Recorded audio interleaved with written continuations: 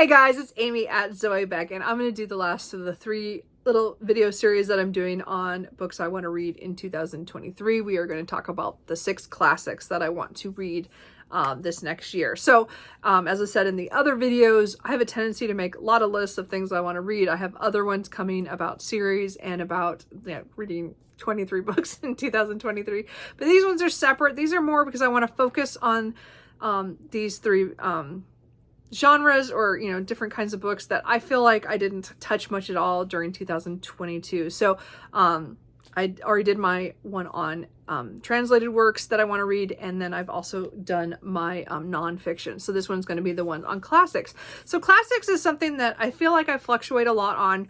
I have great ambitions of reading all these books, and then I just don't get to them.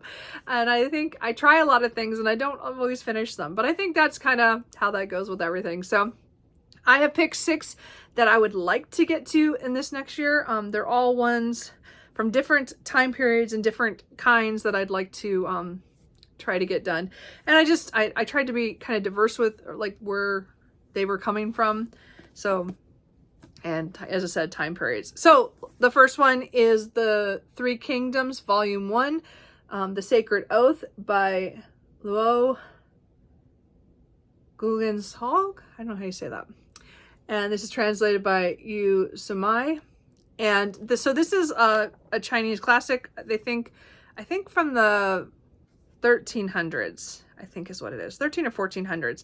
And so this is the first volume of that. I only have this one because I wanted to try it first. It's following Liu Bai and his allies are struggling against the treacherous attempts of someone who's trying to steal away the throne of the Han Dynasty. So anyway, it's a classic. A lot of people read it in other languages, of course. So I would really like to get to this one. I don't have a lot of Chinese translated works on my shelf. I've read a few. I read one last year, so I'd like to read more. So this one I'd like to go, and said that was the oldest of the classics. The next one I want to get to is The Mysteries of Udolpho by Anne Radcliffe. So I only have 2 more of her books to read, this one and one other smaller one, I believe. So, but this is the one that I keep putting off, and it's the one that everybody knows her by. I've read most of the other ones. So this one, I can't remember if the main character, she is orphaned, and then she's left, I think, with her aunt's sinister husband, and something really goes wrong. I don't remember. This was published, I think this is in the, it's 1794. So that's when this one was. So this is, as I said, this is a good chunker one that I want to get to. Hopefully I'll get to it at some point. I've been putting off. This is the biggest of the Anne Radcliffe books. And again, I've enjoyed her kind of 50-50 on the books I've read. She's an interesting read. Gothic, and craziness. People, the story plot lines are just crazy, they're just a ride. So I do want to get to that one. And then I have, The Betrothed by Alessandro Manzoni. And this one is a historical fiction from the early, I think he wrote in the early 1800s, but it's in 1620, and I think it follows it says 2 lovers who are prevented from marriage by this tyrant, and I think then there's a lot of back and forth between dangers and stuff that the woman goes through, and the guy's trying to save her, I think. I don't know. I can't remember now, but I remember being really excited about this last year or the year before. I can't remember. And I really want to get to this. So, and this was translated by Bruce Penman from, I think this was Italian. Oh no, what is it? Yeah, Italian. So anyway, so I want to get to that one. So this is the one that shows up on a lot of my lists. I want to read Les Miserables by Victor Hugo. This is translated from the French by Norman Denny. So I did attempt to read this last year. I was going to read it for March of the Mammoths, but due to work constraints and just my mindset at that time, I was unable to do that. So I do want to read this French novel. It's one of the ones I just feel like I need to get to that I haven't got to yet. So I'm hoping that this might also be one of my March of the Mammoths. I have quite a few that I want to read for March, but we'll see. This one I would like to get to try. I had already split it up to how much I have to read per day. It's all marked. It's I don't know if you can tell that. Yeah, it's kind of hard to tell with the yellow, but I do want to get to this again. And this is again, everybody knows about the story kind of this guy who is trying to escape and from some law enforcement guy, and it just kind of all goes wrong. That's what all I know. But I've always wanted to read that one. So, and again, I'm not sure what year. Oh, 1862. So this is the one I didn't check on my date. I thought I put these in order, but now that I think about it, I don't know if I looked up when this one came out.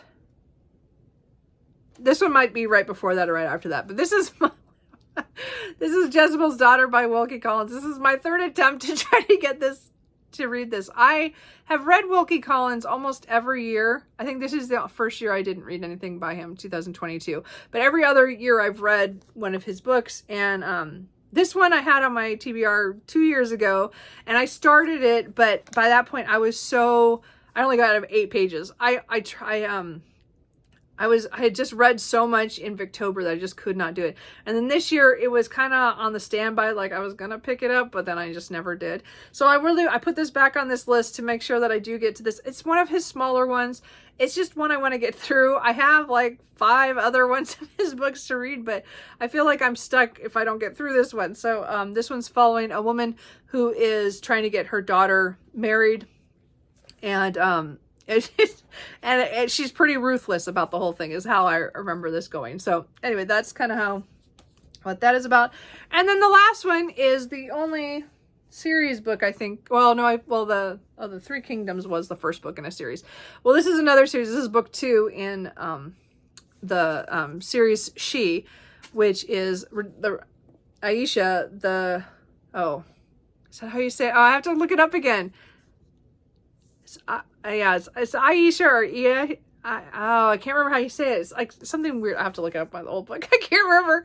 And that's The Return of She by H. Rider Haggard. So I really enjoyed reading She when I read that 2 years ago. Just a complete surprise at how much I enjoyed that fun ride. Totally about 2 men who go into Africa looking for something, and then I don't know if they're looking for somebody or something, and they find this civilization that is led by this woman, and Aisha, and then she has magical powers, have some kind of powers. And then this is supposed to be that was in 1880s, I think that book came out, something close to that. And then he waited like 20 years before he wrote a sequel to it. And then I think there's a couple more. I have 2 more sequels, but this is the next one. This is book 2. So this is published in was it 1908? 1905.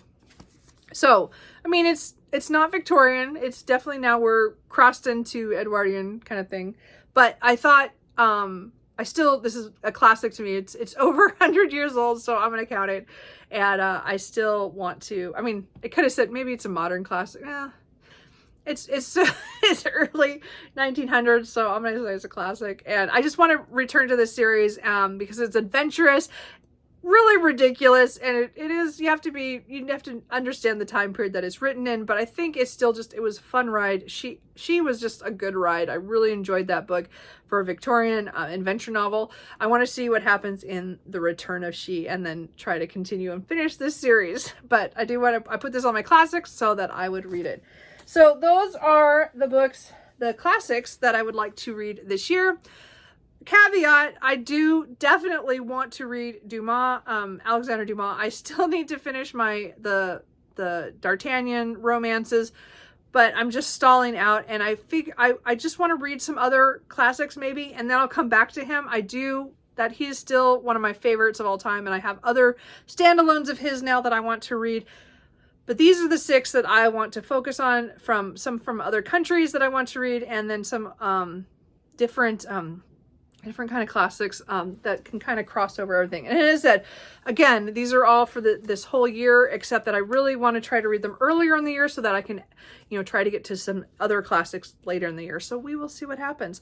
So anyway, though, that's kind of the end of my little 3 video series on different translated works, nonfiction, and classics that I want to read in the next year.